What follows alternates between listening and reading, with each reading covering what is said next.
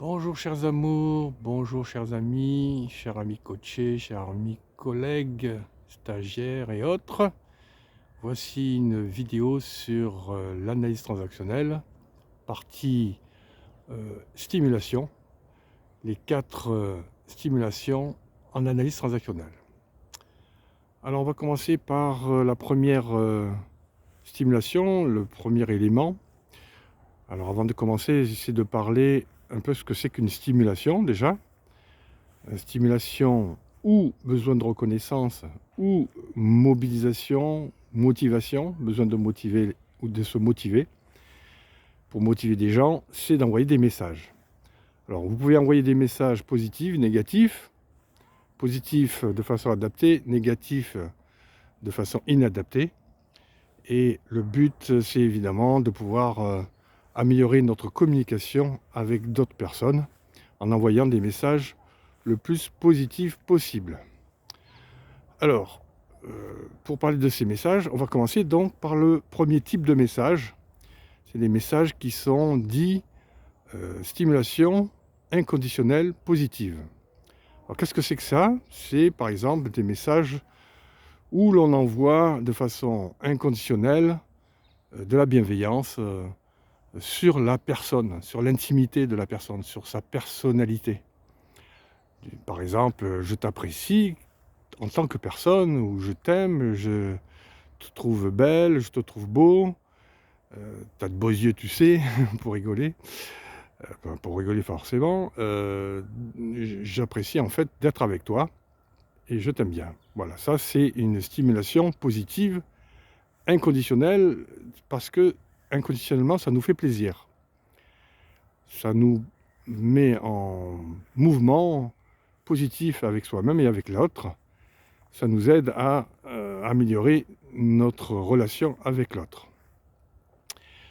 Ça, c'est une stimulation donc inconditionnelle positive. On appelle ça une SI+. SI+, pour le code, parce qu'en analyse transactionnelle, on aime bien les codes. Donc on parle de SI+. Deuxième élément, qui sont les stimulations inconditionnelles, toujours, mais qui sont négatives cette fois. C'est-à-dire quand vous dites à quelqu'un « je t'aime pas, je t'apprécie pas, j'aime pas être avec toi, tu es nul, tu es un incapable ». Lorsqu'on envoie des messages sur la personne elle-même, sur son identité, sur son intimité, et ça nous touche inconditionnellement, de façon négative. Donc c'est à proscrire, hein, ces stimulations, ces messages négatifs sur la personne, puisque ça nous procure de la frustration, de la colère, de la violence, donc à éviter. D'ailleurs, même à proscrire. Donc les SI-, ce qu'on appelle une SI-, stimulation inconditionnelle négative, c'est vraiment quelque chose à proscrire, à éviter. Ça n'engendre que des conflits, ça n'apporte rien de positif, ça ne permet pas à l'autre de se corriger si on veut lui dire quelque chose pour qu'il se corrige. Ça ne fait que de la souffrance et que de la frustration, que de l'agression. Il existe évidemment une troisième stimulation, troisième type de message, qui sont les stimulations conditionnelles, cette fois, positives. Alors conditionnelles, pourquoi? Parce que quand vous envoyez un message à quelqu'un positif, du style « j'aime bien ton travail », alors c'est par rapport au comportement cette fois, et pas par rapport à la personne elle-même, par rapport à ce qu'elle fait, à son travail, à son activité, à ses actions. Donc c'est pas l'intimité qu'on touche là, c'est le comportement. Donc ça va la stimuler positivement si on lui dit j'aime bien ce que tu fais, j'aime bien ce que tu as fait la dernière fois, j'aime bien quand tu fais des choses pour moi ou quand tu fais des choses pour notre groupe. Ça peut la stimuler, mais si vous donnez des avantages, des preuves, des faits qui permettent d'accentuer ce type de message, ça va encore la stimuler davantage. C'est pour ça que c'est conditionné au parce que ceci, ou parce que cela. J'apprécie ton travail parce que ceci, parce que cela.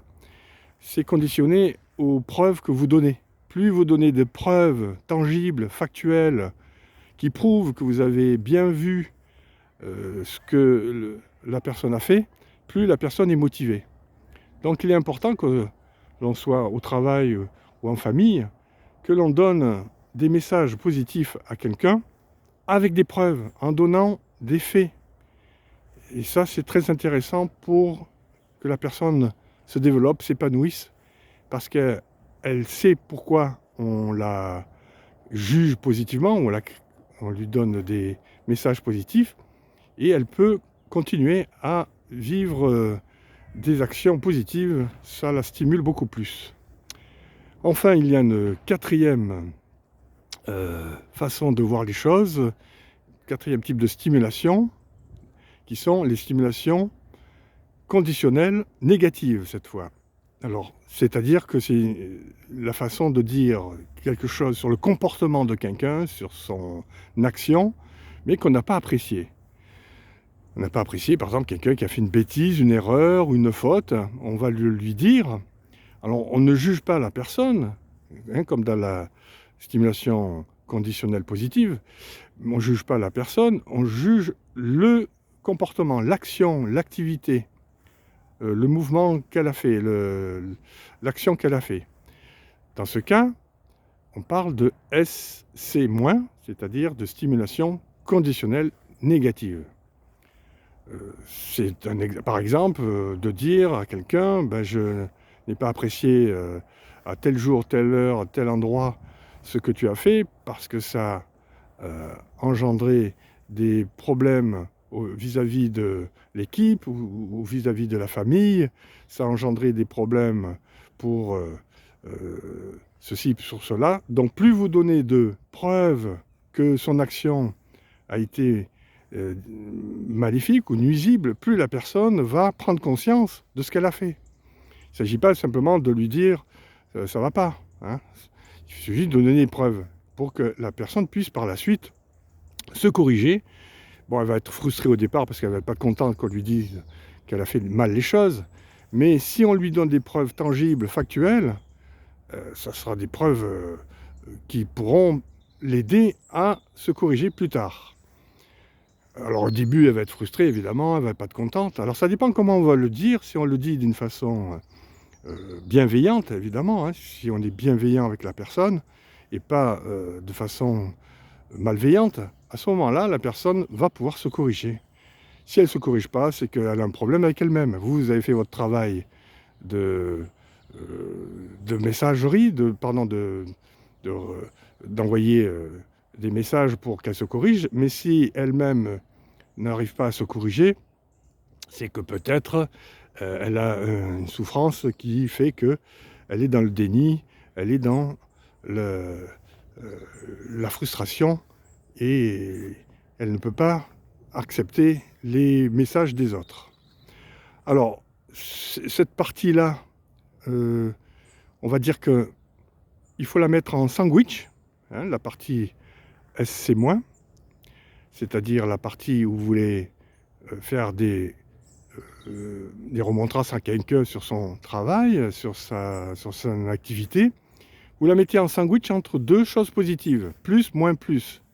Donc par exemple une SI+, ou une SC+, et vous mettez en sandwich la SC- entre deux SC+, ou entre deux SI+, ou SC+, SI+, c'est-à-dire vous donnez un message positif au départ, après vous lui dites ce que vous pensez par rapport à quelque chose qui ne va pas dans son activité, et de terminer toujours par du positif. Ça c'est le plus important, d'être toujours dans la bienveillance, parce que la personne va retenir les ondes positives, même si elle sait qu'elle doit se corriger, elle sent que vous avez apporté de la bienveillance, et elle va pouvoir mieux communiquer avec vous si vous êtes capable de dire des choses en positif à la fin.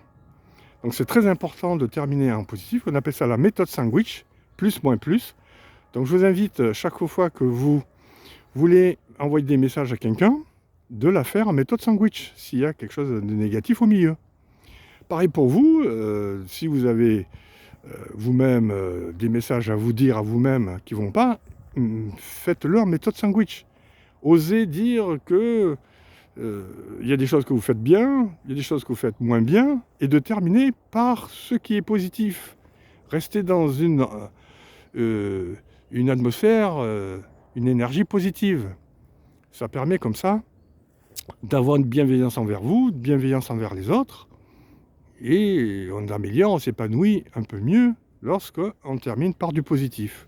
C'est très important le fait de parler en positif, de demander des choses positives, ou sandwich, de se donner à soi-même des choses positives, ou en sandwich, de refuser ce qui n'est pas tout ce qui est SI-, de refuser tout ce qui est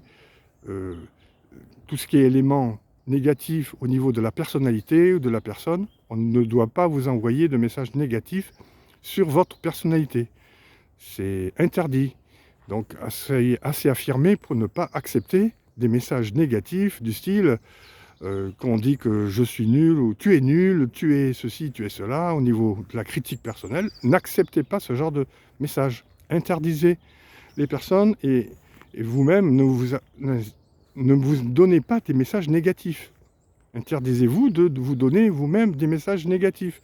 Et si vous vous en donnez, accueillez-les, faites la méthode de 3A, accueillez ce qui ne va pas, analysez pourquoi vous avez dit ça, et agissez en positif.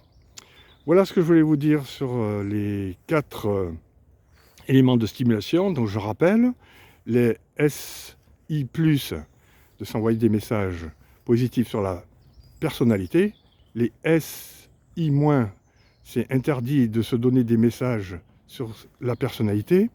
Les SC+, pour donner des messages sur l'action de ce qu'on fait de façon positive, mais avec des preuves. Et des SC-, en donnant des messages sur l'action toujours, avec des preuves comme quoi on a mal fait les choses, mais de le faire en méthode sandwich. Voilà ce que je vais vous dire pour les 4 stimulations ou besoins de reconnaissance.